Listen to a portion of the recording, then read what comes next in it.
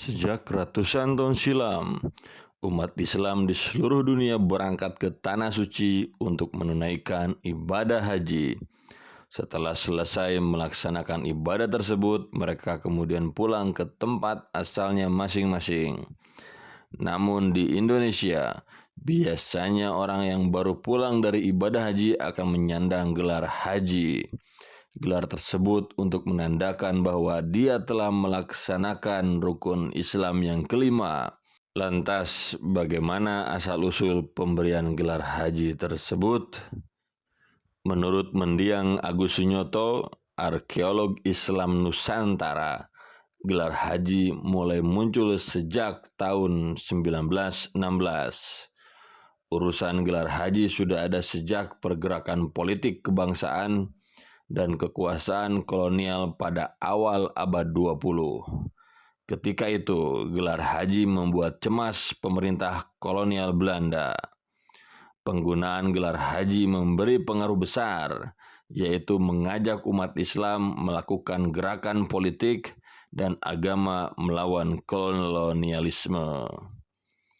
Menurutnya, setiap ada pemberontakan selalu dipelopori guru thariqah, haji, ulama dari pesantren. 3 komponen itulah yang biasanya menjadi biang kerok pemberontakan terhadap kompeni sampai membuat kompeni kewalahan. Gelar haji mengandung pengakuan kesolehan, otoritas politik, dan derajat sosial budaya.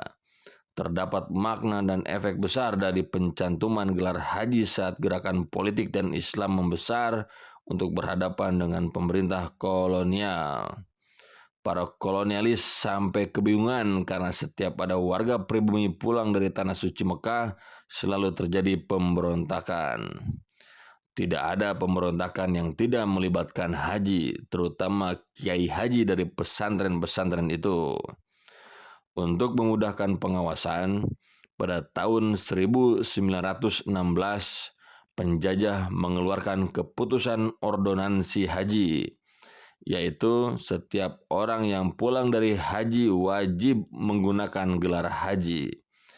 Hal itu dilakukan agar pemerintah kolonial mudah mengawasi orang-orang yang pulang dari Mekah. Maka sejak tahun itulah gelar haji resmi disandang.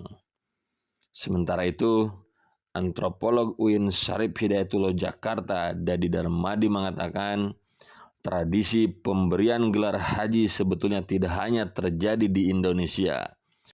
Di dunia Islam Melayu bagian lain juga begitu. Baik Malaysia, Singapura, Brunei, dan bahkan Thailand Selatan. Tradisi di Mesir Utara bahkan bukan hanya memberi gelar haji, tapi juga melukis rumahnya dengan gambar Ka'bah dan moda transportasi yang digunakan ke Mekah. Namun menurut Agus, sebutan atau panggilan ya haj yang ada di Timur Tengah hanya bersifat verbal atau ucapan penghormatan saja karena pemerintahan di sana tidak mengeluarkan sertifikat haji.